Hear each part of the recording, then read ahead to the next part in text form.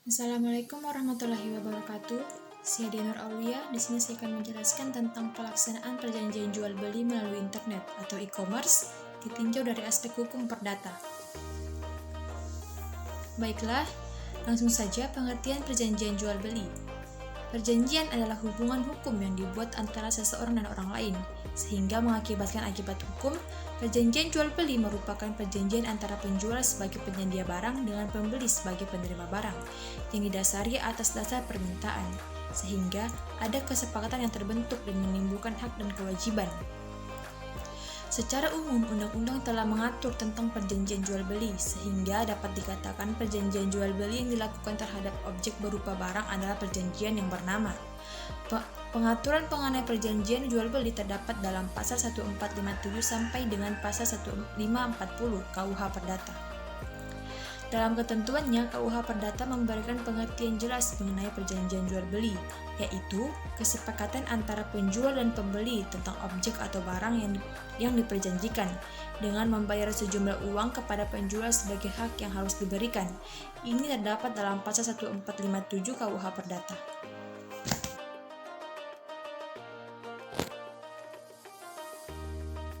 Baiklah, selanjutnya pengertian jual beli online atau e-commerce. Jual beli online merupakan transaksi jual beli melalui media internet antara penjual dan pembeli dipisahkan dengan jarak. UU ITE dalam pasal 1.17 memberikan pengertian bahwa transaksi elektronik atau jual beli elektronik adalah perjanjian melalui media elektronik, baik internet atau media lainnya. Media jual beli online biasanya sering digunakan oleh para pengusaha untuk memperoleh keuntungan dengan memberikan penawaran berupa barang atau benda secara legal. Untuk mengetahui ciri-ciri jual beli menggunakan media online dapat dilihat dengan cara yang pertama, yaitu terdapat perjanjian atau kontrak yang ditawarkan berupa dagangan. Yang kedua, perjanjian dilakukan melalui internet. Yang ketiga, transaksi dilakukan melalui jarak jauh. Yang keempat, perjanjian dibuat dengan jaringan media sosial. Yang terakhir yaitu kebebasan dan keterbukaan akses barang atau jasa yang dijual. Selanjutnya yaitu asas hukum dan syarat sahnya perjanjian jual beli online. Dasar hukum dalam membuat sebuah perjanjian jual beli online secara prinsip tidak jauh beda dengan perjanjian pada umumnya. Pembuatan perjanjian jual beli online juga harus memperhatikan beberapa asas yang telah ditentukan dalam perjanjian. Asas-asas tersebut diantaranya yaitu: yang pertama, kebebasan berkontrak. Setiap orang dapat dan berhak untuk melakukan perbuatan hukum, yaitu membuat sebuah kontrak hukum dengan siapa saja. Pengertian tersebut merupakan penjelasan singkat mengenai asas kebebasan berkontrak. Secara yuridis, asas kebebasan berkontrak ditekankan kembali dalam KUH Perdata pasal 1338 ayat 1, yaitu semua perjanjian yang dibuat secara sah berlaku sebagai undang-undang bagi mereka yang membuatnya. Yang kedua yaitu kesepakatan atau konsensualisme. Kesepakatan merupakan asas utama dalam membuat sebuah kontrak. Hal tersebut karena syarat kesepakatan adalah syarat sahnya perjanjian sebagai implementasi syarat subjektif perjanjian. Ini terdapat dalam pasal 1320 KUH Perdata.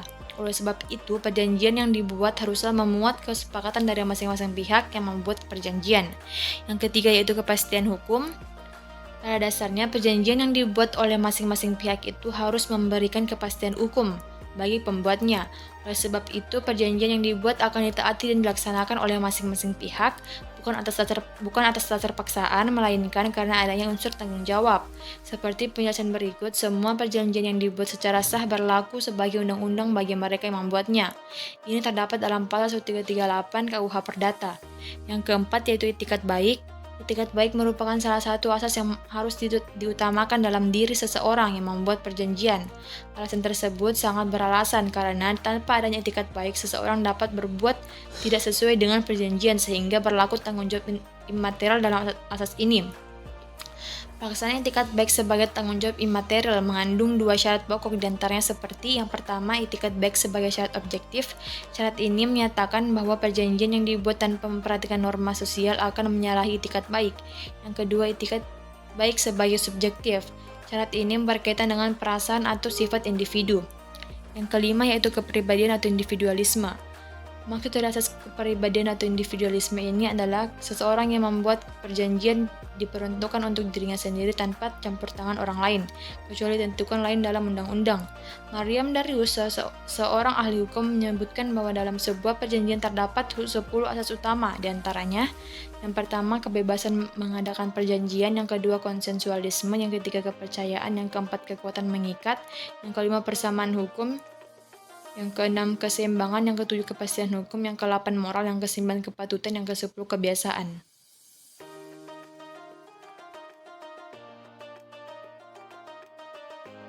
Selanjutnya yaitu legalitas perjanjian jual beli melalui internet menurut Kitab Undang-Undang Hukum Perdata.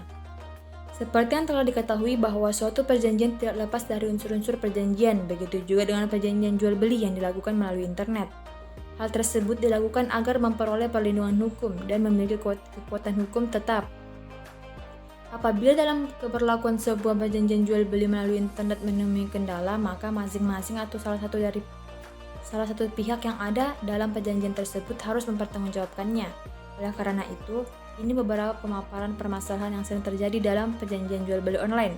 Dalam praktiknya, guna memperoleh legalitas sebuah perjanjian jual beli online, permasalahan tersebut adalah: yang pertama itu, legalitas perjanjian menurut pasal 1320 KUH Perdata. Legalitas perjanjian dapat dilihat dari unsur-unsur perjanjian yang telah diatur oleh KUH Perdata pasal 1320. Jual beli online atau e-commerce adalah wadah bagi penjual untuk menawarkan barangnya sehingga pembeli menjadi tertarik untuk membelinya. Kemudahan dan keefisienan ini yang ditawarkan oleh metode jual beli online menjadi daya tarik konsumen secara global.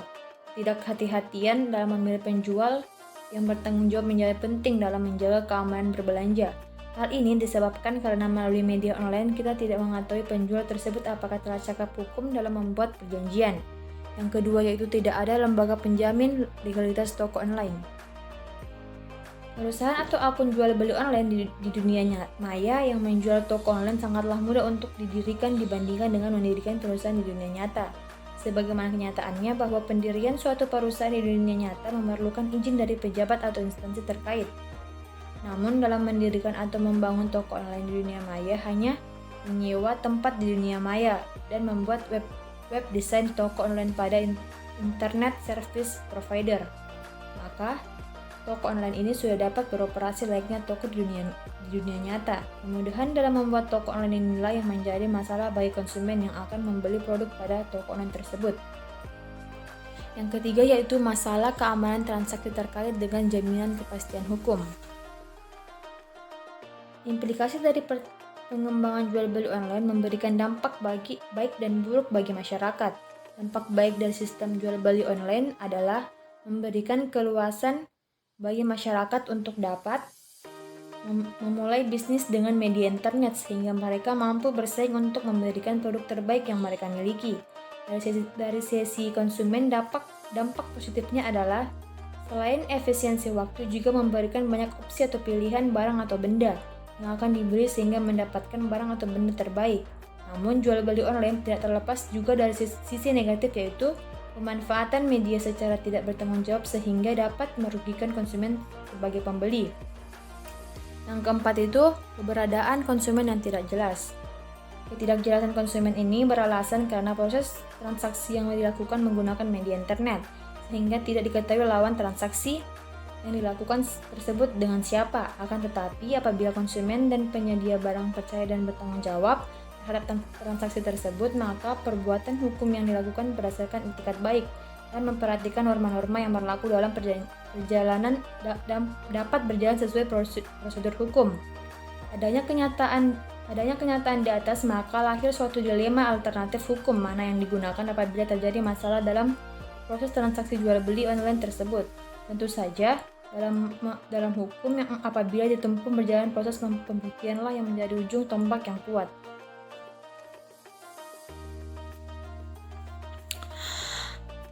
Selanjutnya yaitu langkah hukum dan choice of law, pilihan hukum yang dapat ditempuh jika terjadi permasalahan pelaksanaan perjanjian jual beli melalui internet.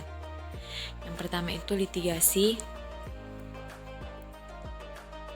Dalam menyelesaikan sengketa fungsi, pengadilan telah banyak mendapatkan kritik dari masyarakat pencari keadilan. Secara umum, kritik tersebut adalah pengadilan sangat lambat dan mahal. Hakim berpengetahuan generalis, publisitas, dan putusan pengadilan menempatkan posisi para pihak sebagai the winner and the loser.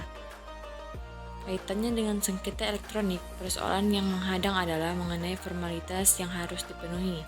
Limitasi alat bukti di mana bukti elektronik belum tentu diakui sebagai alat bukti yang sah oleh hakim. Yurisdiksi dan hukum yang digunakan dalam hal sengketa melibatkan pihak-pihak yang tunduk pada sistem hukum yang berbeda. Selanjutnya yaitu yang kedua, non-litigasi. Pada saat seperti ini, penyelesaian sengketa sudah mulai beralih dari penyelesaian melalui proses litigasi ke non-litigasi, seperti yang telah terjadi di Amerika Serikat dan Australia, yang hampir 90% sengketa diselesaikan secara non-litigasi, terutama di kalangan usahawan. Demikian juga di Indonesia, walaupun frekuensinya masih sangat mudah, beberapa pertimbangan yang membuat banyak kalangan memilih ADR antara lain adalah ketidakpuasan terhadap pengadilan, non-publisitas, bersifat pribadi, pertimbangan biaya dan waktu, adanya keinginan penyelesaian sengketa win-win solution, arbiter atau mediator ahli di bidangnya, dan adanya kebebasan para pihak memilih cara yang dianggap paling tepat untuk menyelesaikan sengketa. Selanjutnya yang ketiga yaitu negosiasi. Negosiasi adalah proses tawar-menawar yang dilakukan oleh pihak-pihak yang bersengketa untuk menemukan alternatif pemecahan masalah secara damai. Negosiasi dilakukan tanpa melibatkan pihak lain. Negosiasi menjadi pilihan yang ditempuh apabila antara para pihak masih memiliki kepercayaan dan keyakinan bahwa sengketa masih dapat diselesaikan secara cepat. Artinya, para pihak harus memiliki kemauan dan itikat baik untuk tidak memperpanjang persengketaan. Selanjutnya yaitu yang keempat, mediasi. Proses penyelesaian sengketa dengan mediasi merupakan penyelesaian sengketa dengan menggunakan mediator sebagai pihak yang netral.